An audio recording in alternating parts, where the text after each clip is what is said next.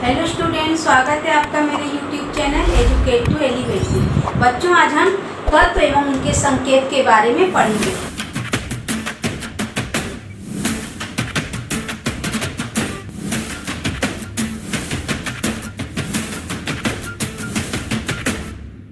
पिछली क्लासेस में हमने पदार्थों के बारे में पढ़ लिया। पदार्थ क्या होते हैं, उनकी अवस्थाएं कितनी होती हैं। हमारे चारों उपस्थित समस्त वस्तुएं बच्चों पदार्थ कहलाती हैं और उनकी अवस्थाएं 3 प्रकार की होती हैं, ठोस, द्रव और गैस।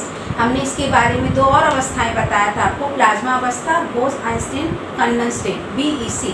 इस तरीके से पदार्थ की 5 अवस्थाएं आज प्रत्यक्ष समय में मानी जाती हैं।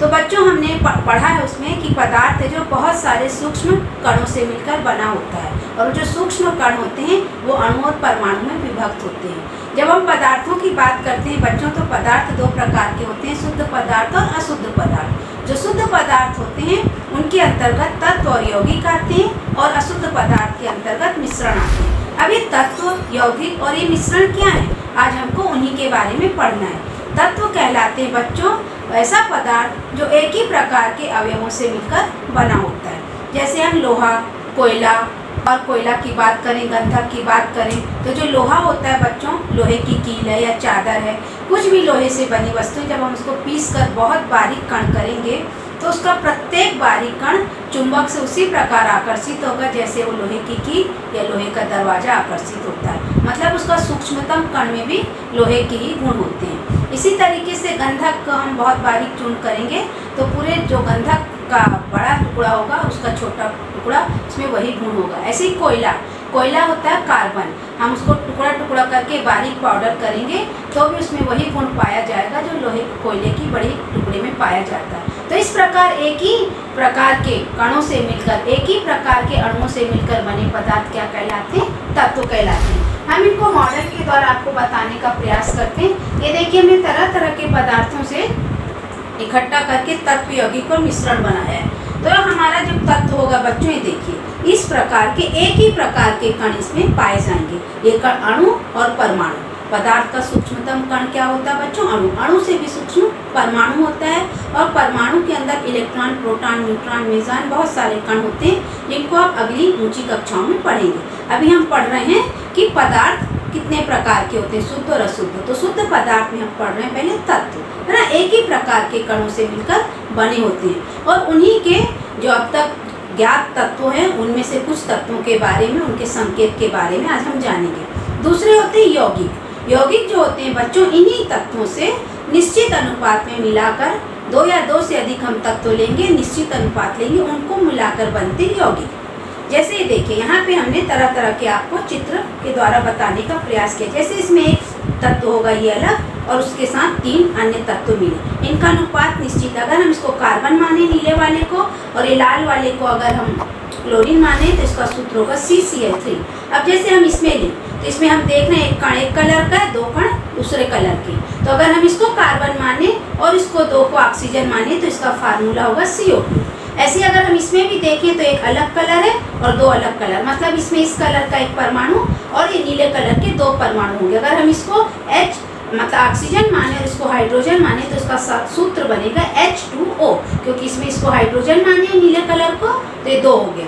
और इस तरीके से अगर हम इसको कार्बन और ऑक्सीजन माने तो कार्बन मोनोऑक्साइड, और इसको हम कार्बन और इसको हाइड्रोजन माने तो मेथेन CH4।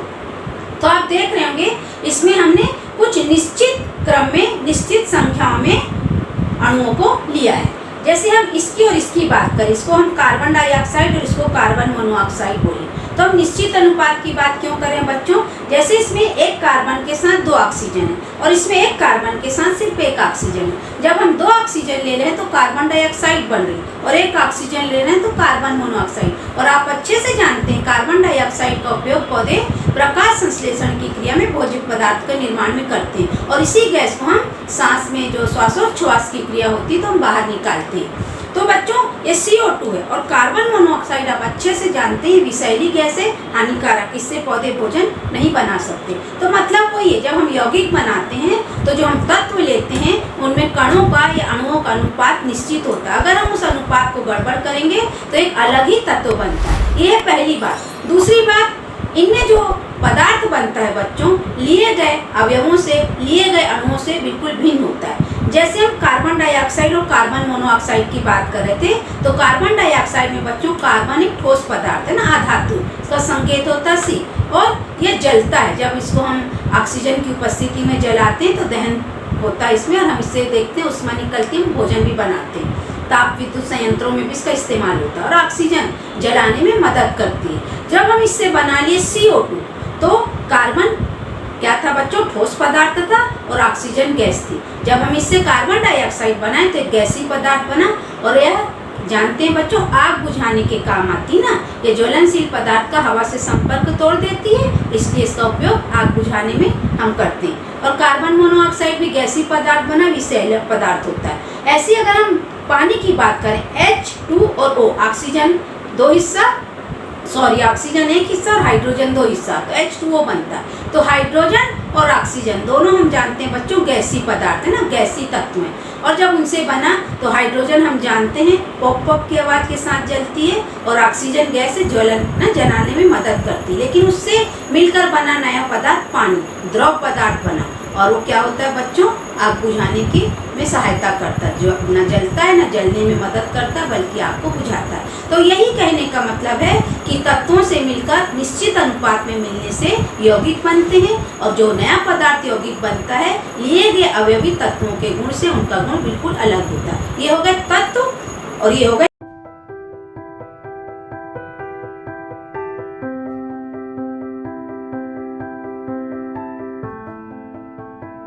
अब हम बात करते हैं मिश्रण। मिश्रण भी कई प्रकार के होते हैं, ठोस रूप में भी पाए जाते हैं, द्रव रूप में भी, गैस रूप में भी। गैस रूप में सबसे अच्छा मिश्रण वायु गैसों का मिश्रण है, आप अच्छे से जानते हो। इसमें नाइट्रोजन गैस होती है, ऑक्सीजन गैस। नाइट्रोजन गैस की मात्रा सबसे ज़्यादा होती है, ऑक्सीजन उसमें 21%, 78% नाइट्रोजन। हवा में धूल मिट्टी के कण भी होते हैं बच्चों, जलवाष्प की मात्रा, और CO2 गैस भी होती है। तो सबसे अच्छा उदाहरण हमारा गैसीय मिश्रण में हवा है। उसके बाद शरबत, मिक्सचर, इस तरह तरह की चीज़ जो हमारे आसपास उपस्थित मिक्सचर ही देखिए इस तरीके के। इसमें जो हम पदार्थ लेते हैं तत्व भी हो सकते हैं, यौगिक भी, और उनका अनुपात अनिश्चित होता है। हम किसी भी मात्रा में लेकर मिक्सचर या मिश्रण तैयार कर सकते हैं, और हमको आसानी से अलग कर देते हैं। और जो पदार्थ बनता है वो अपने गुणों को खोकर मिक्सचर नहीं बनाता, मिश्रण नहीं बनाता, उसमें उस पदार्थ के भी गुण रहते हैं। जैसे आप शरबत पीते हो बच्चों, तो जब शरबत पीते हो आप तो उसमें शक्कर भी डालते हैं, नींबू भी, पानी भी, है ना, कई लोग नमक भी डालते हैं। तो उसमें हर चीज़ का स्वाद आता है, नमक का भी, नींबू का भी, शक्कर का भी। कुछ लोग ज़्यादा मीठा पीते हैं तो ज़्यादा शक्कर डालते हैं, कुछ लोग बिना नमक का पीते हैं तो उसमें नमक का स्वाद नहीं आता, कई लोग नींबू की मात्रा ज़्यादा डालते हैं, तो सबका उसमें स्वाद बना रहता है। तो कहने का मतलब यही है कि जो मिश्रण होते हैं तत्व और यौगिकों के अनिश्चित अनुपात में मिलने से बनते हैं,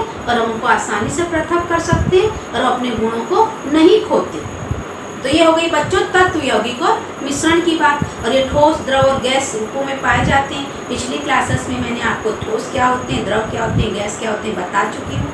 ठोस में क्या होते हैं, जो कण होते हैं बहुत पास पास होते हैं, है ना।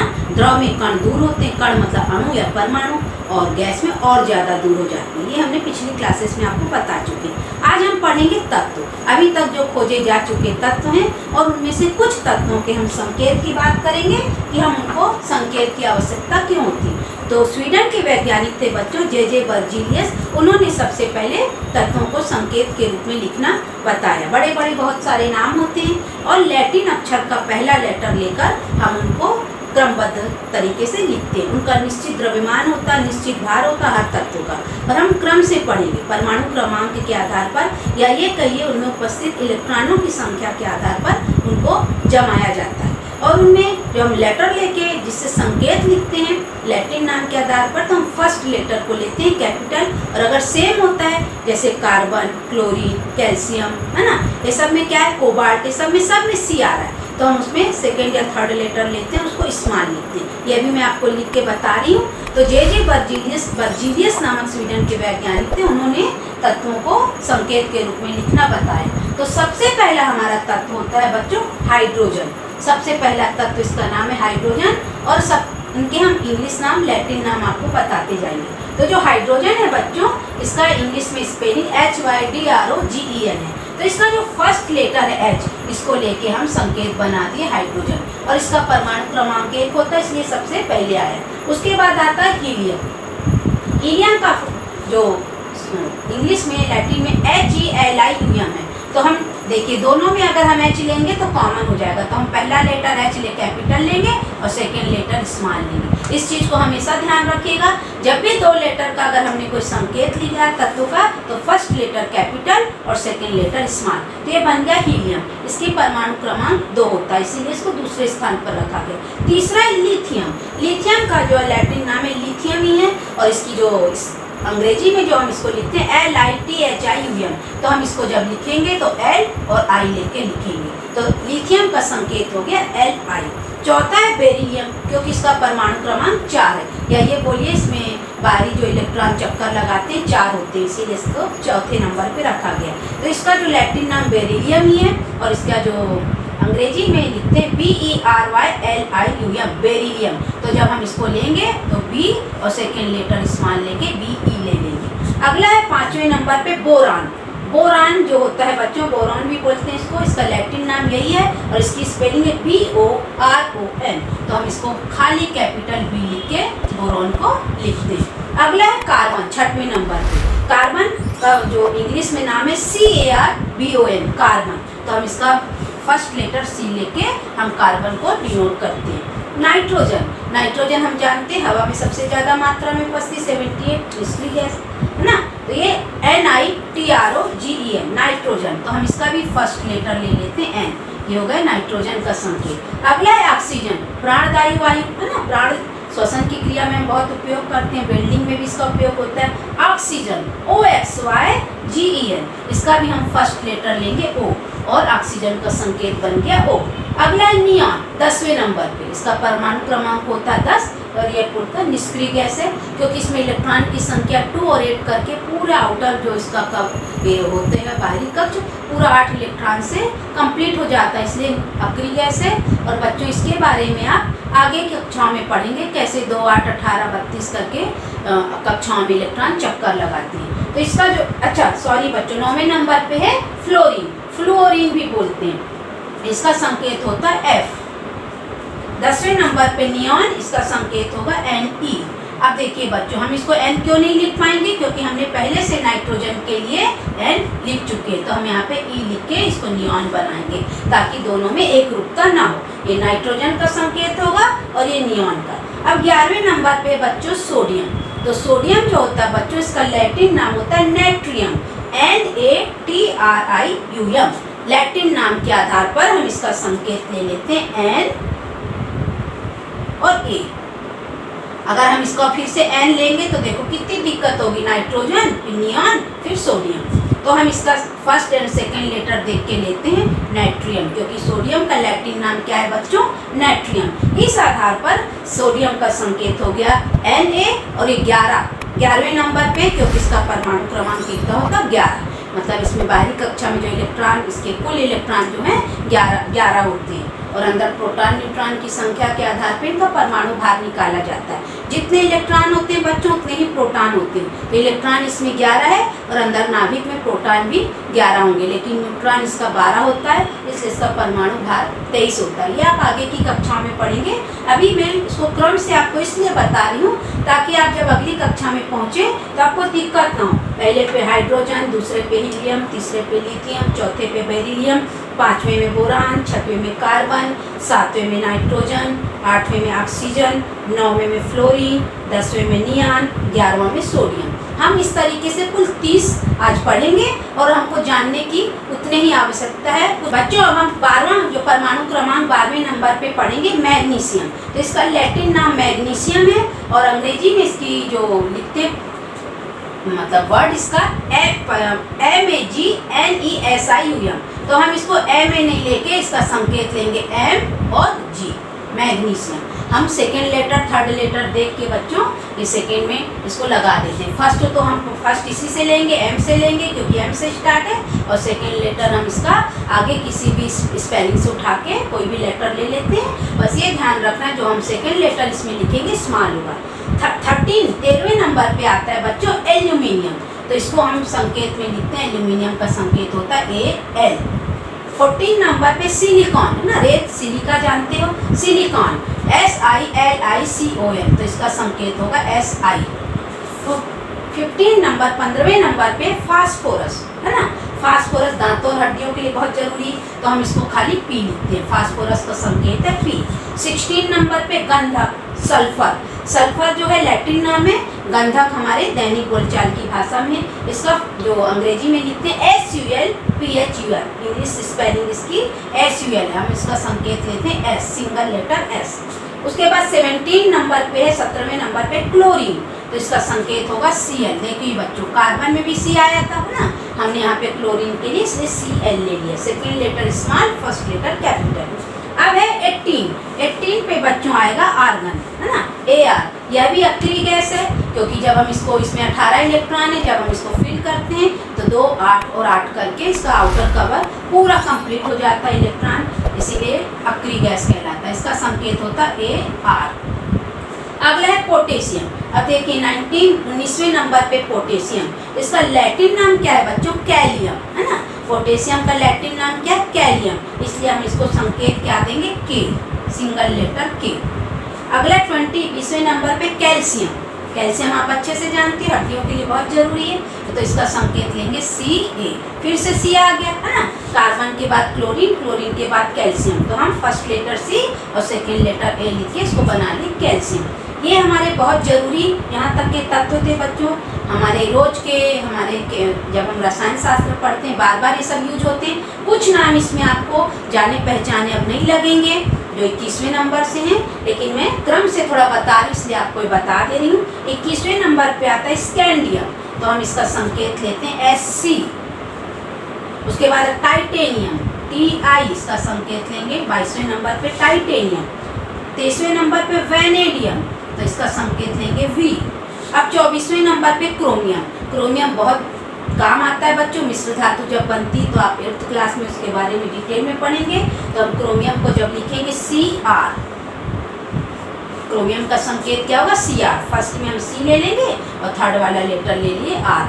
अब है 25वें नंबर पे मैग्नीज है ना, मैग्नीशियम के बाद फिर मैग्नीज आ गया, तो हम इसको लेंगे M, first letter capital, second N लेंगे और उसमें स्मॉल लेंगे, मैग्नीज का संकेत क्या होगा Mn। 26वें नंबर पे बच्चों आयरन, लोहा जो बालक में बहुत ज़्यादा होता है, खून में जो हीमोग्लोबिन का लाल रंग इसी कारण होता है, तो ये बहुत जरूरी है हमारे शरीर के लिए, तो इसको बोलते हैं फेरम है ना, आयरन लोहा, तो इसको हम लिखते हैं Fe, फर्स्ट लेटर कैपिटल, सेकेंड लेटर स्मॉल, Fe, आयरन लोहा फेरम। 27वें नंबर पे बच्चों कोबाल्ट, फिर ये C से स्टार्ट हो गया COBALT, तो हम इसका संकेत लेंगे C और सेकेंड लेटर लेंगे O, बन गया कोबाल्ट। 27 तत्वों के बाद बच्चों 28वें नंबर पे निकेल, इसका परमाणु क्रमांक होता है 28, इसीलिए हमने इसको 28वें क्रम पे रखा निकेल। इसका जो लैटिन नाम है निकल ही होता है, इसका इंग्लिश में स्पेलिंग NICKEL, तो हम इसका संकेत लिखेंगे NI।